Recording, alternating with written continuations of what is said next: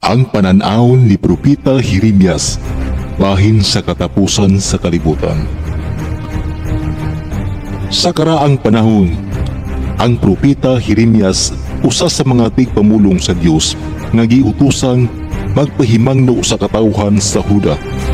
Apan gawas sa iyang mga pahimangno bahin sa paglaglag sa Jerusalem. Aduna usab siya'y mga pananawon nga nagtan-aw sa unahan ngadto sa katapusan sa kalibutan. Si Jeremias gisulat niya, "Ang tingog sa Ginoo mulukob sa tibuok yuta, kay ang Ginoo adunay panagbangi batok sa mga nasod. Ang mga patay sa Ginoo mao'y pagahulugan gikan sa usa ka tumoy sa yuta hangtod sa pikas." Ang pananaw nagpakita nga sa katapusan ng mga adlaw, ang kalibutan mapuno sa kagubot ug puto. Ang mga nasod mag-away ug ang tingog sa Dios pinaagi sa mga kalamidad ug gubat musinggit aron pagbadlong sa mga tawo nga wala magkinulsol. Sa Jeremias, usa kini sa labing makalinisan nga pananawon. Kitanaw ko ang yuta ug tan-awa, walay porma ug walay sulod, ug ang langit walay kahayag. Ang mga bukid nanguro ug ang tanang bungtod nagliho. Walay tawo ug tanang langgam sa langit mikalagyo. Kini nga tagna naghulagway sa pagbungkag sa kalibutan sa katapusan, sama sa pagbalik sa kahimtang sa kalibutan sa wala pa kini gimugna. Ang kahayag sa adlaw, bulan ug mga bituon mawagtang ug ang kinabuhi sa yuta mapapas.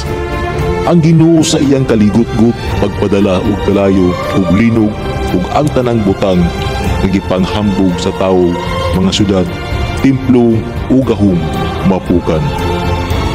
Sa Jeremias miingon siya, "Kay dakong adlaw kini, walay sama ni ini.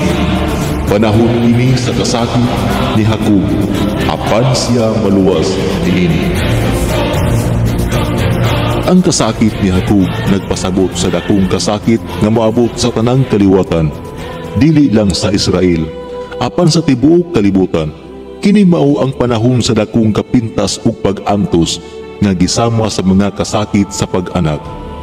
Apan human niini, mutungha ang kaluwasan, kay ang Ginoo magpahiuli sa hustisya ug maghari uban sa mga matarong. Sa Jeremias, iyang gipanagna ang pagkapukan sa Babilonia, apan kini usab simbolo sa katapusang imperyo sa kalibutan nga puno sa sala ug kalapasan.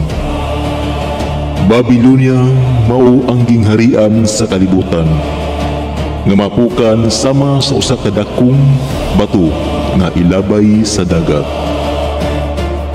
Sa katapusan, ang mga kaharian sa yuta sama sa mga modernong nasod nga nagpasigarbo sa gahom ug salapi, mapukan sa kamot sa Dios. Ang iyang paghukom dili ikalimot, apan sa tunga sa kasamo adunay paglaom nga gipadayag ni Jeremias. "Magtukod ako og bag-ong kasabutan sa akong katawhan. Isulat ko ang akong balaod diha sa ilang mga kasing-kasing, ug ako mao'y ilang Dios." Kini nga tagna nagtan-aw sa bag-ong kalibutan human sa paghukom, diin ang Dios magpuyo uban sa iyang katawhan. Ug ang sala, pagpapason, ang kalinaw ug hustisya maghari, ug ang kahayag sa Ginoo mohayag sa tanang nasod. Ang mga pananaw ni Jeremias dili lang pahimangno apan pag-awhag sa paghinulsol. Ang iyang mensahe mao kini, balik kamo sa Ginoo aron kamo maluwas gikan sa kalayo sa iyang kapungot. Sa katapusan sa kalibutan, ang kalayo sa Dios dili aron lang maglaglag apan aron magputli, aron sa katumanan sa iyang saad nga usa ka bag-ong langit ug bag-ong yuta diin walay luha, kasakit ug kamatayon.